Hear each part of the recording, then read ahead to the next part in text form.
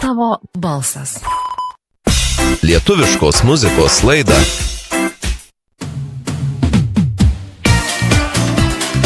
Lietuviškos muzikos laidoje kalbuosi su atlikėja Sonata. Labą dieną, Sonata. Sveiki. Smagu girdėti eteryje, kalbamės pirmą kartą. Tai visų pirma, aš ir norėjau paklausti, papasakokit, kaip viskas prasidėjo ir kada apskritai pradėjo dainuoti. Šiaip kiek save atsimenu, tai tiek ir dainuoju nuo pat vaikystės. Kai kurie atlikėjai sako, gimę pradėjom dainuoti. Va šito negaliu, Tai čia tokia neatsimenu, humoro forma, kad jau verkė, o paskui jau ir iš karto taip jau po truputėlį, ko gero, buvo tokie gimę dainininkai. O kaip jūs save apibūdintumėte? Ar nuo pat mažumės pradėjote domėtis muziką, pradėjote gal po truputėlį ir niuniuoti, dainuoti, kaip ten viskas buvo? Papasakokit. Jo, tai aš iš tikrųjų, kaip ir sakiau, dainuoju nuo vaikystės, jau ten laiptiniai rengdavom su draugais koncertus. O, taip. Ir kažkur apie 10, galbūt 11 metų, pirmą kartą kažkaip atradau tai, kad aš ir galiu parašyti dainą, nes susitikom su draugais, tai išbėgo kažkur ten žaisti ir manęs nepasikvietė, man buvo labai liūdna. Tai tada man kažkaip iš to liūdesio gimė daina Ašarėlė. Paėmiau ir kažkaip parašiau aš tą dainą, grįžus namo užsirašiau tą tekstą, dainą, ir pirmą kartą tą dainą parašiau ir kažkaip nuo to laiko ir pradėjau karts nuo karto ir dainą kažkokią parašyti, tos mintis tokios muzikalios atėjo, jas kažkaip užrašydavau, prisimindavau ir tų dainų dabar turiu tikrai labai nemažai. Ir mokykloje chorai, dainų dainelės, solinis dainavimas ir vėliau studentavimo laikais pradėjau kaip ir po kabakus visokius. Taip. Grupiokės draugų keliauti ir dainuoti. Kol galiausiai į Vilnių, kai įstojau į rezidentūrą, tai susiradau tokį kolegą Valdą Zibolį iš grupės Tau ir mes kažkaip dviese virš 10 metų privačiuose renginiuose, miestelių šventėse, dainuodavom kartu. Tai aišku, visą tą laiką ir vyko ta mano dainų kūryba paraleliai. Tik jau šiuo metu tų dainų turiu pakankamai, kad galėčiau, jau ir kaip ir savo koncertinę programą atlikinėti. Tai kelias toksai. O tai čia ta daina Ašarėlė, ar ne? Buvo pirma pati jūsų parašyta? Jo, aš jos nesu išleidus. Tai čia kiek metų buvo tuo metu? 10, 11. Tai aš visada sakau, kad gyvenime, ko gero, niekas nevyksta be reikalo, ar ne? Susipykot? Aha, iš karto mintis, rašysiu dainą, viskas. Jo, bet ne ta daina, apie kurią mes dabar kalbėsim. Taip, tai čia mes dar pakalbėsim apie naują dainą būtinai truputėlį vėliau, bet dabar visų pirma apie tą truputėlį praeitį ir norisi pakalbėti. Taip, Valdą Zibolį aš puikiai atsimenu ir grupę Tau, beje, mes čia turime tokią rubrikėlę, kaip tik radijo stotyje Tavo balsas ir grojame senas lietuviškas dainas, netgi iš audio kasečių po vieną kūrinį į valandą.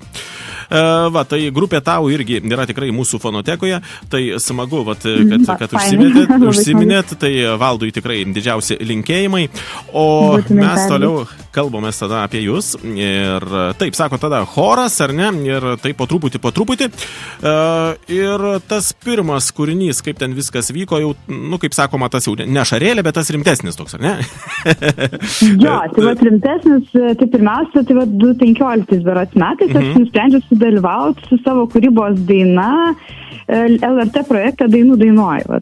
Buvo tokia daina, Aš tave myliu. Mano irgi parašyta, aš ten, ją irgi išleidau tą dainą.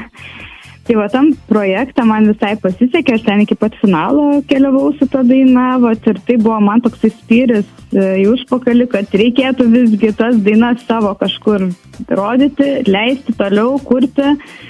Ir nuo to laiko kažkaip tas dainas po truputėlį pradėjau išleidinėti. Aišku, buvo irgi paieškos tų muzikinių prodiuserių. Tai pirmasis ir turbūt pats daugiausiai sentimentų keliantis, tai Marius Matulevičius. Su juo mes padarėm vėliau tas dainas Tai, ką tu turi, apie tave dainas, su kuriuom šovų į radijo eterius. Tai su juo mes irgi ir toliau tęsiam bendradarbiavimą, bet šiai dainai pasitelkiau Artiomą Penkevičių, kuris tikrai visus mano lūkesčius išpildė ir labai džiaugiuosi bendru darbu, būtent šitą dainą, kurią šiandien pristatysim. Tai kelias maždaug toks buvo. O ar visą laiką per kūrybą, visą laiką per savo dainas, nes mano yra kaip ir tikslas būtent, kad mano dainas išgirstų klausytojas, nes tikrai tų dainininkų yra Lietuvoje begalė, bet norisi kažkokią žinutę su savo tom dainom duoti, įnešti, kad žmonės išgirstų, pajaustų, kad žmonėm imponuotų daina ir tikrai mano gal toks yra braižas svarbiausias. O tekstus ar pati kūrėte, ar yra ir kitų žmonių sukurtų? Viską pati. Viską pati, jo. Kaip šauniai. Išskyrus aranžuotę. Taip. O kas įkvėpia kurti galbūt, kur kūrėte, galbūt automobilyje, namuose, labiau, kur tie žodžiai labiau gimsta? Žinokit, standartiškai turbūt nuo dušo iki automobilio ir visur kitur, nes tiesiog, nežinau, ateina kažkokia nuotaika kūrybinė, kažkokios mintis dėliojasi, žodžiai, tekstas, muzika galvoj, tą fragmentą į telefoną įsirašai, vėliau prisėdi kažką daugiau dalipdai, ir taip gimsta daina.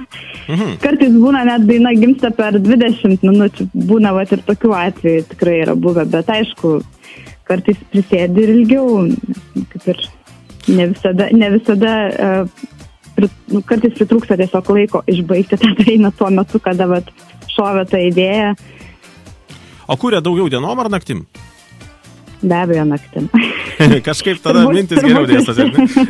Jo, turbūt dauguma kūrėjų muzikos naktim rašo, ramybė, tyla. Kažkaip naktim geriausias kūrybinis procesas vyksta. O šiaip ar vyksta kažkokie koncertai, ar galima jūs kažkur išvysti, galbūt pasikviesti ir panašiai? Jo, šiaip turiu aš savo tą muzikinę programą, dabar laukia keli privatus koncertai, bet šiaip keletą metų aš dabar buvau kaip ir sustabdžiusi tą aktyvų dainavimą dėl mažų vaikučių, kadangi šiuo metu auginu metukų ir dviejų metukų ir 10 mėnesių vaikus.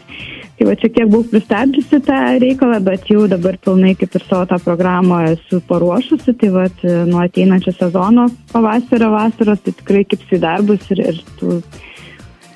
turėsiu koncertukų. Tai žodžiu, tikiuosi, aš manau, kad...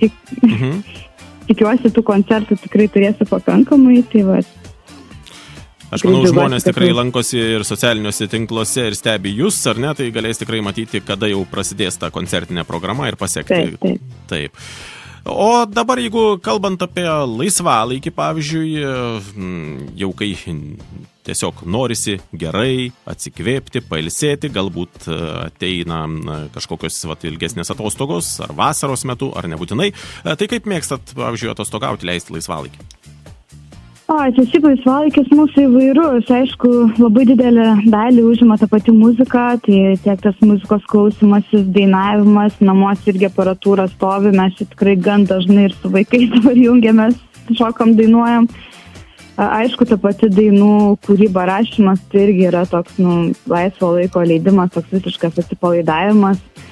Taip pat dar rankdarbiais užsiėmu, gaminu papuošalus, tai irgi labai puikiai atsipalaiduoju darydama. Keliaut be abejo labai mėgstam, tai tikrai daug Europos šalių esam išnaršę, keliavę, tai tas tikrai labai fainai. Taip pat kino filmai, kartais irgi visai smagu tiesiog atsisėsti, kažkokį gerą filmą pasižiūrėti. Konferencijos mėgstu lankytis labai žinias atnaujinti, nes pati esu medikė, tai man kaip ir būtinosios konferencijos, bet dažniausiai einu ne dėl būtinumo, bet tiesiog dėl įdomumo. Tai tikrai daug jų lankau. Tai ir norėjau kaip tik paklausti, ar dainavimas ta vienintelė sritis, bet pasirodo ne, ar ne, ir kaip sakote, esat ir medikė tuo pačiu. Jo, tai šiaip pagrindinė mano sritis yra gydytoja, tai dainavimas visą laiką yra šalia to, visą laiką eina šalia medicinos, bet tikrai kiek įmanoma suderinu tas veiklas ir daug metų iš tikrųjų dainuoju, jau virš 15 turbūt metų tas. Tai labai puiku, kad pavyksta suderinti. Jo, nes vis tiek dainavimai yra savaitgaliais daugiau, tai kaip ir viena kitai tos veiklos netrukdo. O metų laikas koks mėgstamiausias būtų? Be abejo, vasara. Vasara, kai šilta, ar ne? Jo, vasara, saulė, šiluma. Aišku, žiema va tokia kaip šitai irgi visai patinka, visai smagu, kai sniego yra. Ko gero jau daug kas ir pasilgė, tokių žiemų buvo kaip ši. Tikrai. O pavyzdžiui, mėgstamas patiekalas gal turit kažkokį tokį labai mėgstamą? Labai mėgstama, jo, gal ir turiu, dabar net susibašiau, nes keletą tokių turiu. Tai gerai, galime keletą. Sakyčiau, į pirmąją vietą, tai balandėlis lietuviškus. Taip. Ir aišku, vėdarus lietuviškus. O. Čia toks lietuviškos virtuvės esu mėgėjas. Tai va. Puiku. O kava ar arbata? Arbata. Kavos apsiriboju vienu puodelį per dieną. Aha, ir pilnai užtenka, ar ne? Tikrai. Taip, supratau. O nemėgstamas, kas būtų koks patiekalas, pavyzdžiui? Ar turi tokį? Turbūt kraujiniai vėdarai. Niekada neprisiverčiau ir neprisiversiu turbūt ragauti. Supratau. Taip, o dabar jau, kadangi po truputėlį artėjam apie tos pomėgius prie pabaigos su šitą temą, tai dar toks paskutinis būtų pagalvojimui. 3 gyvenimo malonumai, kokie jie būtų? Pamąstymui truputėlį. Tai be abejo, poilsis prie jūros. O, taip. Coldplay koncertas, į kurį kada nors tikiuosi nukeliauti. Taip. Ir aišku, malonus laiko leidimas su šeima, čia turbūt didžiausias malonumas. Puiku. Ir visai neseniai radio stoties mūsų Tavo balso pašto dėžutė.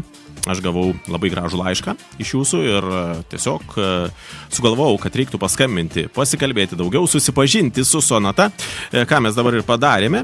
Ir gavau labai gražią jūsų naują dainą ir ji kaip tik nuo šios savaitės čia jau skambės per radio stotį Tavo balsas pakankamai dažnai.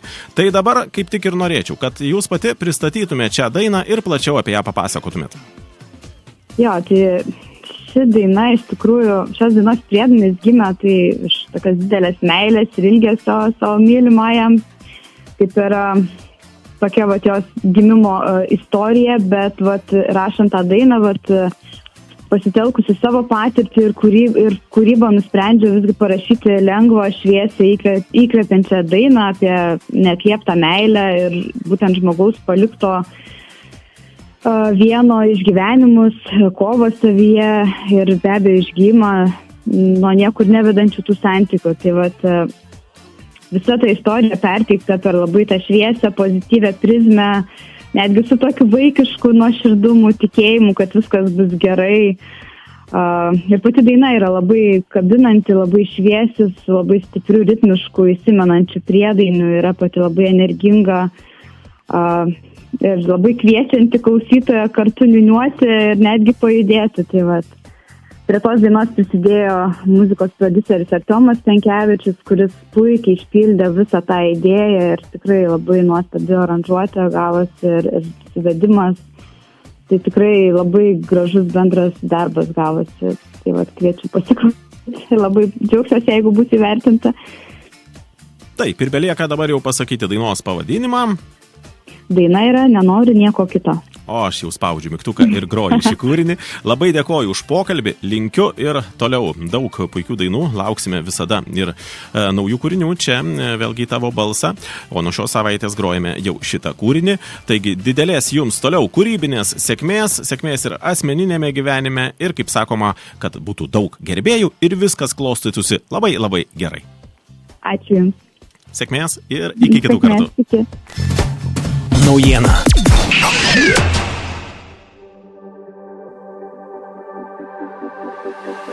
Bandau pajaust užuos tave ir tavo kūno kvapą, kai vėjas žaidžia plaukuose ir glosto mano veidą. Išėjęs tylą palikai ir mano širdį plati, kad noris bėgti man laukais ir ežerus išverkti.